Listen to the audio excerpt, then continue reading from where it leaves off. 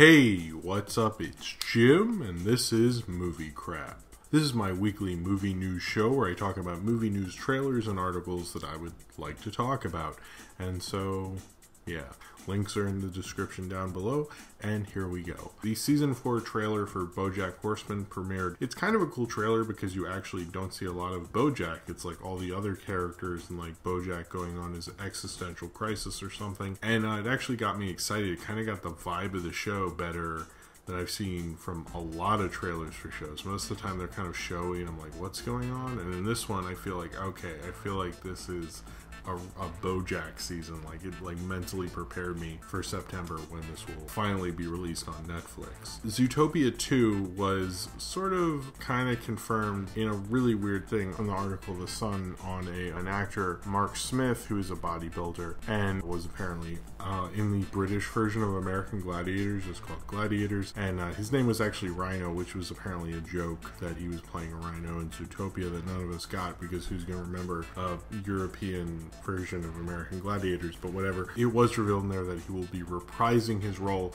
in Zootopia 2, which is such a minor role, but it's kind of funny. Apparently a similar thing happened in Irish papers with John C. Reilly, where that's how we kind of knew that Wreck-It Ralph 2 was going to happen. So this isn't as crazy as I think people might make it out to be. This is actually the first bit of, you know, maybe Zootopia 2 is on its way. When that'll happen, Cartoon Brew link suggests 2021, but hey, at least we know it's sort of being talked about. And hey, if they're talking to that guy, I'm sure Jason Bateman's got the call by now too, and hopefully we'll get a confirmation or some sort of an announcement on Zootopia 2 that's a little more confirmable. This feels like it's kind of in the right direction. So there's a lot of Joker movie news, which was weird, but there was. First, we learned that there's going to be a Joker origin story movie. It is going to be directed by the director of The Hangover, Todd Phillips. It is going to be produced by Martin Scorsese, and it is not going to be connected to the DCEU at all. Most reports have kind of brought into question how involved Scorsese really is, but it's supposed to take place in the 80s and explain the Joker, and apparently Jared Leto will not be playing the Joker in it. That we do know. And this also frees up the DCEU because apparently it means they will be making side movies of various DC stories that do not count into the DCEU. Then, like a day later, we found out that there's going to be a Joker and Harley Quinn movie, which is going to be about their romance, because that's a thing we needed, I guess, and it is going to be directed by the directors of Crazy Stupid Love, who aren't directors I really like,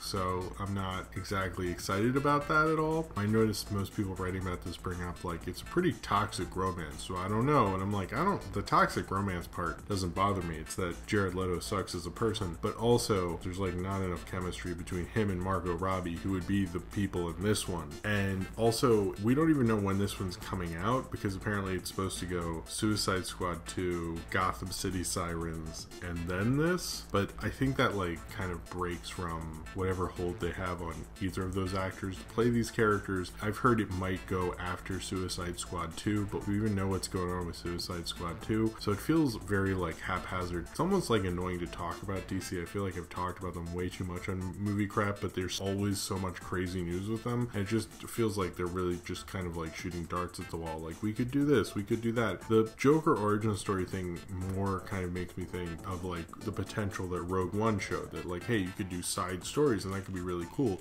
but I've yet to see like a good movie from that. Like Rogue One is good, but I don't want to own Rogue One on Blu-ray. I'm not very passionate about Rogue One, and I think if DC could do something like that I was passionate about, or like not the Joker origin movie, then they would be very successful, and I think that would work. But right now these ideas are stupid, and they need to come up with like, you know, non-stupid ideas, because there's a lot of good DC stories, and I almost was thinking, is this like the DC animated universe? Do Batman Year One, or do Flashpoint, or do Crisis on Infinite Earth as just a movie, an animated film? And I think that could be interesting if they do something like that. Right now they just have a bunch of stupid ideas. And also, the final DC news, I think, we learned that there was a quote from Matt Reeves who says the Batman will not be a part of the DC extended universe or his Batman movie with Ben Affleck, which was on a radio interview like a month ago when he was promoting War of the Planet of the Apes. So it was a little confusing that like this came out now, like why this quote became such a thing this week, but it did, whatever. And Matt Reeves responded on Twitter by basically saying what he really meant is that there's not not gonna be like silly references and Superman's not gonna show up and all that stuff. I mean, I have faith in Matt Reeves. At least he's not going to like shoehorn like how Batman was at the beginning and end of Wonder Woman. That was a little stupid. So at least he's gonna make it less stupid that way. So I hope that turns out well. But yeah. So he is in the DCEU, but they're just not gonna like talk about it at all. Michael K. Williams apparently was cut from the Han Solo movie because of reshoots. What has happened through the reshoots is he has now become unavailable, and they've decided to completely cut out his character, who is kind of like a half human, half kind of like animal type thing or something. Anyway, we won't ever know, and since there won't be a Lord Miller cut because they didn't, finish one, so I don't think we'll ever see this. So Michael K. Williams, who was cast in the Han Solo movie and shot scenes from it, we will not see any of that because he was cut, so oh well. It was announced there's going to be an Obi-Wan Spinoff movie. The working title of it is Joshua Tree, which doesn't mean much because the working title of Han Solo was Red Cup, because Solo, get it? Solo, Red Cup is the thing. So that doesn't mean much, but no one's exactly sure what kind of story, or there's even been rumors that Obi-Wan's just a character in a different film they're developing or something like that, or if Ewan McGregor's coming back. No one's exactly sure. And also that Stephen Daldry, who directed Billy Elliot and The Hours and things like that, is being eyed to direct and is helping develop it right now. I think he's like not a great choice as a director. Supposedly Kathleen Kennedy is looking at more experienced directors after what happened with Phil Lord and Chris Miller. That doesn't mean she has to get kind of boring, crappy directors who directed movies who now collect dust on people's former DVD collections or something. He's not someone I really want directing a Star Wars movie or an Obi-Wan movie. I'm curious if like maybe someone involved in the production really wanted him to do it, but I don't know what kind of film this is. But it kind of brings into question what Kathleen Kennedy's doing. Like, I don't want a lot of kind of older school directors doing Star Wars. I thought we were going to get new blood and fresh ideas in it, unless you can get like somebody really crazy cool like Joe Dante or Zemeckis or something. I don't really want to have any of these people, so it's kind of lame. It's also interesting because I've noticed there is, believe it or not, nostalgia building for the prequels. Hayden Christensen got like applauded at the Star Wars Festival thing, which I think is pretty ridiculous. I think this will come out probably at the right time where prequel nostalgia will probably hit its peak, so it's pretty smart what they're gonna do with this if they actually put Ewan McGregor in it. I think that would be great because it'd be nice for Ewan McGregor to play Obi-Wan in like a good Star Wars movie, and I think he sort of deserves it as well. They're working on a Shaft sequel, which I guess is a Lego sequel or something, which will be a sequel to the 2000 or 2001, the one with Samuel Jackson. At least I don't know my Shaft dates as well as I should. It will be a sequel to the film with Samuel Jackson. They will be passing the torch to a new generation who will be his son, who is the guy who was Will Smith's son in Independence Day Resurgence, who was not an actor I want to see in more things, but apparently is going to be in more things, so that's something. Samuel Jackson actually played Richard Roundtree, the original Shaft's nephew, which is weird because like Shaft was a private dick who gave sex to all the chicks, so why didn't he have his own kid like rather than a nephew? Or maybe they all went off and did other things. I don't know Shaft's personal life. I don't really know. I think this project sounds dumb. We need to cut it out with Shaft. Shaft was like his own thing in his own time, and Shaft is, the song's really cool, but I have no need for this, and I don't think anyone really does. It sounds like a pretty terrible idea. Samuel Jackson doesn't need more work. He's got enough work. Just let the guy rest. He doesn't need to make another Shaft. It's stupid. I mean, Richard Roundtree I love. He should always get more work, but it's just like Shaft's grandson. Like, how long are we gonna push this fucking thing? It's just ridiculous to me. But I'll see it, but it's ridiculous. I'm just talking about Shaft. In the past week, we lost Jerry Lewis. R.I.P. to Jerry Lewis. I was never a huge fan, and I don't feel like I can talk about him at length. I've seen a few of his movies. He's always seemed really talented to me. I'm not French or anything, so I'm not obsessed, but he always seemed cool. But it is still sad that a major film icon has passed away. After he died, there were a lot of things. It was even trending on Twitter about his film, The Day the Clown Cried, which was an unreleased movie that's supposed to be like almost horrible and unwatchable in certain ways. Just like a car wreck. You can't look away, and he just buried it because he knew it was a bad idea. But a lot of people were like, well, now that it's dead, when is it getting released? And like, I hate to break it to everybody, but that's not going to happen. It's in the Library of Congress. Apparently they can start showing screenings of it. I think it's like in 2025, but that deal was already struck like a year ago or something. I thought it was like a little insensitive that that's all people could talk about, since Jerry Lewis has a pretty long and prestigious prestigious film career, and they just want to talk about the one movie of his you can't see, rather than a bunch of his older movies that a lot of people who probably tweeted that won't see. The Weinstein Company has labeled their animated films under a new banner that's called Mischief, which is kind of similar to what they do with Dimension, where they do all their horror kind of stuff under there, and under all their animation stuff it'll just be called this company Mischief. So it'll be, you know, Weinstein Company can release all their prestigious stuff that nobody sees, and then Mischief can put out animated movies that nobody sees. So it's like they're two different companies pretty much. So the BBC made a list of the 100 greatest comedies of all time, and I'm not gonna like slag on this list or list in general. I used lists when I was starting out getting into movies and would just go down them and go, what in this list have I not seen, and went out and rented it at the time. So if you look at this list and you're like, I don't think these movies should be that high, where's my favorite comedy? Go see like some of these movies, because you can really get a film education really quickly by, you know, just going through all these comedies, or going through like a best of all time list and just seeing what haven't you seen and going out and seeing them. I mean, it's a really great way to learn about cinema. But I will go over what the top 10 was. Number 10, The General, which is Buster Keaton's movie, so I was happy about that. Number 9, This Is Spinal Tap. Number 8, Playtime, with Jacques Tati's film. Number 7, Airplane. Number 6, Life of Brian. I would have gone with Holy Grail, but whatever. Number 5, Duck Soup. Number 4, Groundhog Day. Number 3, Annie Hall, of course. Number 2, Doctor Strangelove. And number 1, Some Like It Hot, which seems to always get number 1 on any comedies of all time list. It was a little predictable, but I sort of recommend just going through it, and if there's a comedy in there that looks kind of cool to you, go out and see it. That's really what these lists should do for you as a cinephile, is just use it to learn more about movies. Do not use it to dictate, you know, this should be at 7, this should be at 8, or some crap like that.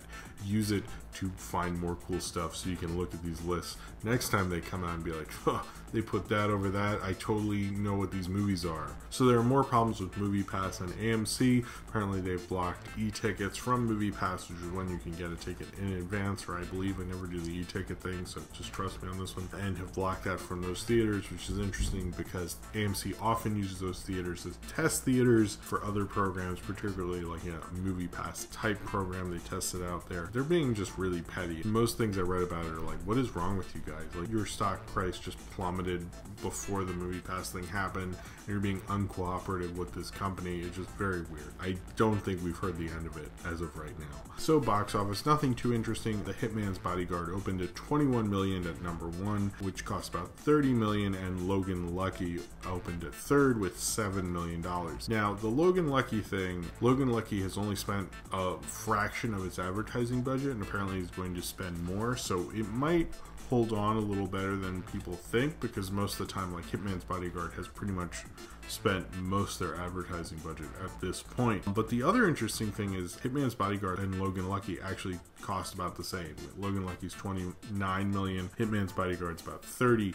So it's interesting to see a film that was distributed and advertised, you know, independently versus a film like Hitman's Bodyguard, which had the whole studio system behind it, and how one did better than the other. But we'll see, maybe Logan Lucky will have the last laugh, but no box office analyst wants to really count it out at this point, just because there's still a lot of advertising to go. So it might actually have a better hold in its second weekend, or because it's sort of such a weird, kind of unusual film that won't hold true at all, which is probably the more likely, but whatever. From a really good newsletter called The Ankler, which is an email newsletter, which I never thought in 2017 I'd be into email newsletters, but it's actually a really great movie news newsletter. I like look forward to it, and I've only been signed up for like a week or something. But one of the stories they did was about the Puff the Magic Dragon cartoon controversy. And before you go, cartoon controversy because of the weed thing, you know, because Puff the Magic Dragon. No, it goes so much worse than that, because clearly everybody can figure that part out. They bought like the rights to this, and then found out later the author of that song was like kind of convicted of child molestation, basically. And so they didn't really want to make a big animated film based on this guy's song and then have it come out about all his child molestation charges. And apparently it's like they're playing hot potato with executives, basically passing this thing from one another, hoping it dies. Well, they end up actually spending money for it in development. It's a crazy story. Click on the link because it is really cool, and sign up for The Angler. I really recommend it. Most movie news people recommend it as well. It's really good. But that was like a hell of an interesting story. So I don't think we're going to see the Puff the Magic Dragon cartoon coming out anytime soon. The creator of Chucky, who's doing rounds for a VOD Chucky movie, has thought of an idea for Chucky vs. Freddy, which would be, I think, Child's Play on Elm Street was the title. And basically, like, they meet up because Chucky is terrorizing the same person Freddy is, and they both, like, are big fans of each other, and they really like it, but they eventually turn on each other, something like that. I don't really like this idea, but I also sort of do, but it's weird because Chucky was kind of made from a post-Freddy world, so it's weird that the character who, like, popularized the kind of goofier, kind of stranger horror of the 80s kind of made that so that there could be a Child's Play. I think that's a little weird. If it was on VOD, I would watch it. I don't think that's a theater movie, and I don't think Freddy's doing VOD anytime soon. So Steven Soderbergh is working on this Mosaic project that's going to use an app and TV elements and all this stuff. Apparently it's this crazy new thing. It is supposed to be coming out this sort of fall, November or so, and there is going to be a part that's going to be aired on HBO, and then there's going to be an app part and all this stuff. Sounds really interesting and weird, but I'm definitely going to download it because I'm a big Soderbergh fan, and I'm very happy to have him back working on stuff. But this just sounds like really crazy and weird, and I'm really curious where that's going to go. There's a couple articles I want to talk about. One was, why do I love watching someone else's movie on an airplane? Which I have to confess, I definitely love doing that. I even like when I have to walk Sophie up and down the aisles to calm her down, I kind of take a tally, like, oh, a lot of people are watching Hidden Figures on this flight. But I love watching people watch movies. It's a fun little article about that. There's another one from The Decider about how Hollywood helped create a monster with Netflix, and how there's not really much they can do to make a streaming service to stop Netflix at this point, because it's almost like too powerful to kind of try to compete with it, which is kind of interesting, and I sort of agree with. And Cartoon Group posted their first thing about the 2018 Best Animated Feature Oscar, which is kind of interesting, and you're going to see a lot more Oscar coverage started gearing up in terms of movie press in the fall, because that's when it's all starting with TIFF and all that stuff. There's a trailer for George Clooney's new movie called Suburbicon, starring Matt Damon and Julianne Moore. You know what, it looks like one of those adult movies, I guess, or whatever, that are supposed to be like really funny, but you're just sitting there like, I know these are jokes, but it's not making me laugh, and I didn't really think the humor worked. I'm kind of a little curious about it. It seems a little interesting. I'm not really sold. I was never a big George Clooney as a director person. This trailer didn't really change my mind. There's a trailer for Last Flag Flying, which is the new film from Richard Linklater, starring Steve Carell, Lawrence Fishburne, and Bryan Cranston, helping to take Steve Carell's son and bury him in the proper way that they choose, or that Steve Carell chooses, I guess. And it looks pretty cool. I forget if it is a sequel to The Last Detail or something like that. It looks good. It has a crazy good cast. I like the chemistry that Bryan Cranston and Steve Carell have. I hope it's as good as this trailer is, you know? Whereas like Suburbicon looked like the kind of adult movie that makes me groan, this looks like the kind of adult movie with like feelings and all that stuff. Could be an Oscar movie, could not be, but it's still, as of this trailer, it looks cool. There was another Blade Runner trailer, which, you know, Blade Runner still looks cool. That's cool. Keep looking cool, Blade Runner 2049.